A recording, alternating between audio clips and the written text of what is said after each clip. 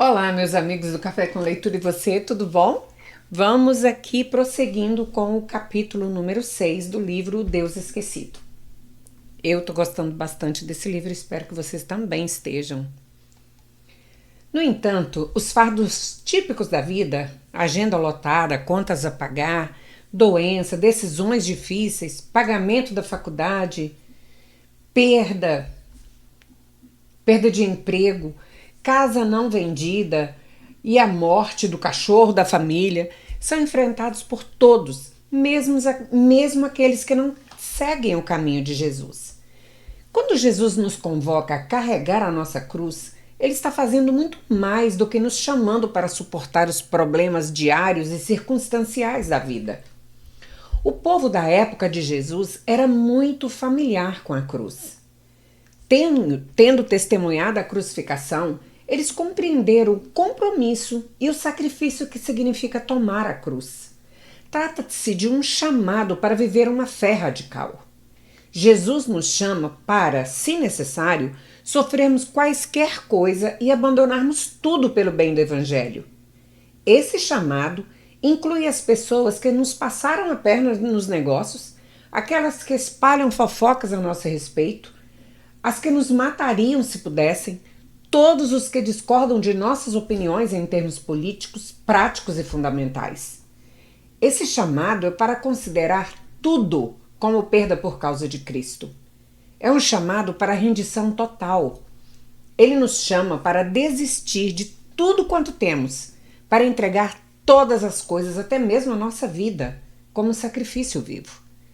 Seu chamado é para entendermos que seu poder se aperfeiçoa em nossa fraqueza e que quando somos fracos é que também somos fortes.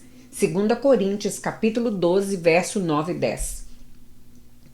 Você se lembra daquela história na qual Jesus viu pessoas colocando ofertas no gasofilácio?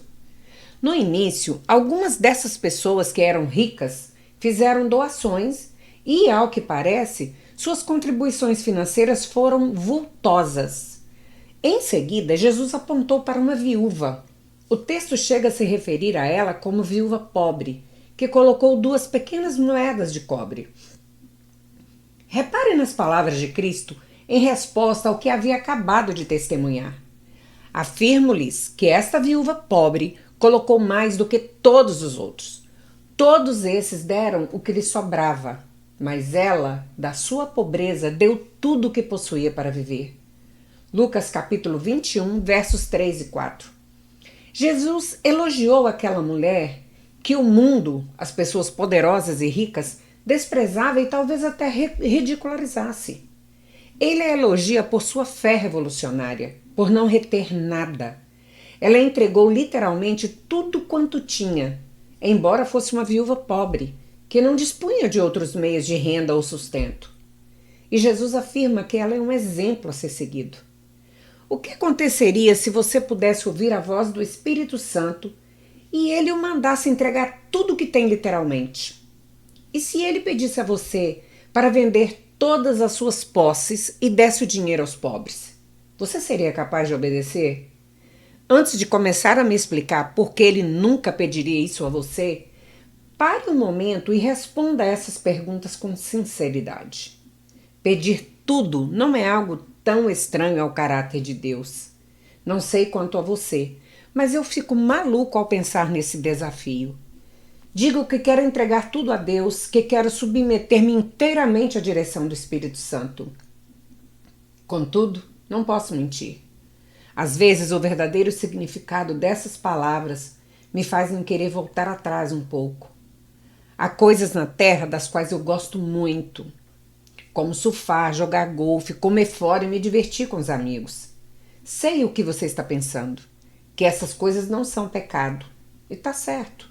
Mas isso não quer dizer que o Espírito jamais me pedirá para abrir mão de alguma delas eventualmente, ou mesmo em definitivo, para que se cumpram seus propósitos e a glória do Pai seja manifestada. Estou o tempo todo procurando me manter em sintonia com o Espírito Santo, mas é uma luta constante. Ser submisso e abrir mão de tudo é uma atitude radical e assustadora. No entanto, quando penso com mais profundidade a respeito disso, percebo que caminhar segundo a minha sabedoria e não de acordo com a orientação do Espírito é ainda mais assustador. Embora eu lute, sei que em última análise nada mais quero além de viver em rendição e entrega total ao Espírito em todos os momentos que me restarem na terra. O Espírito pode me levar a fazer um sacrifício financeiro total, ou então me conduzir a uma atitude de humildade em relação às opiniões das pessoas que me cercam. O Espírito pode pedir que eu me mude para outra cidade ou outro estado ou até mesmo outro país. O Espírito pode me orientar a permanecer onde estou e utilizar meu tempo de maneiras bem diferentes do que eu faço agora. Ele poderia me levar a fazer alguma coisa, como o que está narrando em 2 Samuel 6, em que Davi dançou. O texto diz: vestindo o colete sacerdotal de linho, o equivalente às roupas de baixo dos sacerdotes, diante do Senhor com todas as suas forças. Versículo 15. Outras pessoas ficaram envergonhadas daquela demonstração de adoração a Deus, indigna de um rei. Mas Davi disse que não se importava e que ele se rebaixaria muito mais diante do Senhor. Ele só se importava em adorar seu Deus. Quando leio essa história, parte de mim diz: sim, quero viver como Davi. Quero me esquecer de do que as outras pessoas pensam e adorar meu rei com todas as minhas forças. A outra parte diz: tudo bem, mas pensando em termos práticos, o que foi aquilo?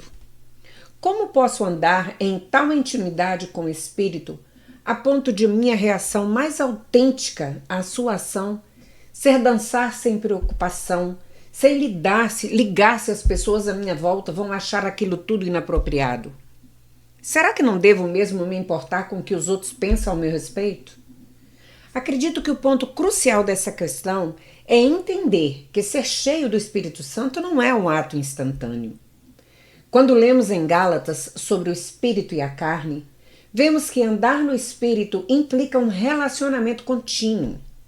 Ser cheio do Espírito não se limita ao dia em que conhecemos Cristo. Em vez disso, ao longo das Escrituras, lemos a respeito de um relacionamento que nos convoca a uma busca ativa pelo Espírito Santo. Os cristãos não podem jamais perder o Espírito, mas precisam buscar ser cheios dele o tempo todo. A santificação é um processo no qual nos engajamos a vida inteira. O texto de 2 Coríntios, capítulo 3, verso 18, afirma: e todos nós, que com a face descoberta contemplamos a glória do Senhor, segundo a sua imagem, estamos sendo transformados com glória cada vez maior, a qual vem do Senhor, que é o Espírito. 2 Tessalonicenses, capítulo 2, verso 13 e Romanos 15, 16. Imagine que eu compro uma esteira ergométrica para perder algum peso. 3 meses depois, levo de volta à loja e reclamo ao balconista que não funcionou. Não perdi nem 1 quilinho. Ele me pergunta: qual foi o problema? O aparelho não funcionou direito? E eu respondo: não sei se funciona, nunca corri nele. Só sei que não perdi peso algum. Por isso não quero mais saber dessa esteira. Pode parecer um exemplo bobo, mas modifique os detalhes e de repente a coisa parecerá bastante familiar. Tenho orado para que o Espírito Santo me liberte de minha lascívia, mas continuo viciada em pornografia. Ou orei durante anos para ser capaz de perdoar meu pai, mas ainda tenho muita raiva e ressentimento 30 anos depois. Ou ainda, oro há muitos anos para me livrar da glutonaria, mas apesar da oração, dos grupos de apoio espiritual e da dieta, continuo sendo uma pessoa que come de maneira compulsiva e nada saudável. Escolha o pecado que mais incomoda você e, de repente, a ilustração da esteira ergométrica passa a não ser tão boa assim, tão boba assim. Na verdade, parece que essas orações por libertação daquele pecado insistente não funcionam muito bem. Da mesma maneira que a esteira não me ajudou a perder peso. Receber libertação e cura como resposta à oração não costuma ser algo feito para você, uma situação na qual não passa de um participante ativo. Às vezes, Deus opera dessa maneira. Ele simplesmente cura ou liberta uma pessoa por completo. Com certeza ele é capaz de fazer isso. No entanto, por experiência própria, ele geralmente nos pede para desempenhar um papel ativo na jornada rumo à plenitude. Ele não precisa da nossa ajuda, mas nos convida a participar. Com frequência, essa jornada em direção à liberdade leva tempo, e às vezes muito tempo mesmo, e exige perseverança. Exige participação nossa. Temos de subir na esteira ergométrica e correr. Ficar apenas olhando para a máquina não ajuda muito. Romanos 12:11 e 1 Tessalonicenses 5:19. Você já se viu preso em um ciclo de pecado por muito tempo? Já desistiu do Espírito Santo e se resignou ao pensamento de que ele não opera ou não tem poder para promover a libertação? Não, pelo menos em sua vida. Se essa descrição serve para você, então talvez ainda não tenha assimilado esta realidade. Caminhar com o Espírito requer ação da sua parte. O fato é que, se você estivesse com sintonia com o Espírito Santo, se o ouvisse e obedecesse, não pecaria. Gálatas 1, capítulo 5, verso 16. A partir de determinado momento, é impossível viver no poder do Espírito Santo e do pecado ao mesmo tempo. O pecado faz oposição total a tudo o que é do Espírito. Eles são mutuamente excludentes e totalmente contrários um ao outro. Isso não significa que, se você peca, não tem o Espírito Santo ou não é um seguidor de Cristo. Não significa que, quando peca, está deixando de ser submissa à autoridade e à presença do Espírito Santo em sua vida. Ele continua presente, mas o mais provável é que você esteja reprimindo ou ignorando o seu conselho. A maior esperança que temos nisso tudo é que, mesmo quando ignoramos o Espírito e pecamos, ele nos convence desse pecado. Embora pequemos de vez em quando, não somos governados nem escravizados pelo pecado como éramos antes. Radicamos a hegemonia do pecado sobre a nossa vida.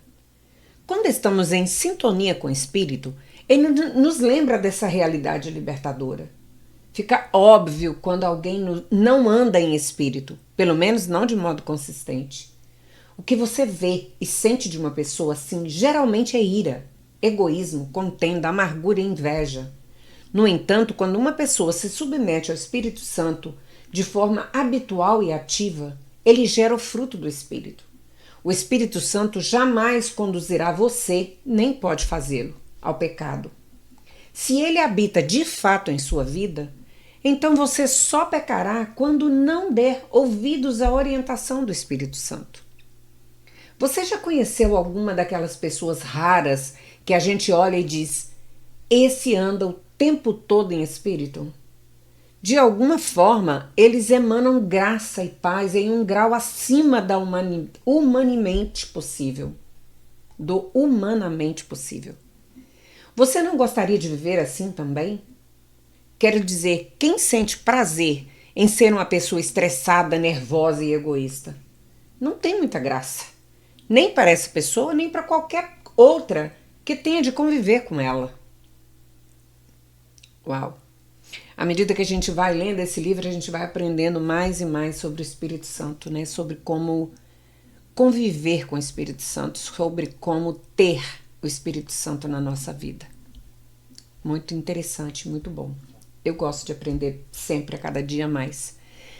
Bem, vou ficando por aqui, ainda não terminamos o capítulo 6, mas peço a você que ainda não está inscrito, por favor, faça agora. Clica no sininho para você ser notificado toda vez que a gente subir um novo vídeo e, se for possível, compartilhe esse livro e esse vídeo com mais pessoas. Muito obrigada, nos vemos no próximo vídeo. Até mais!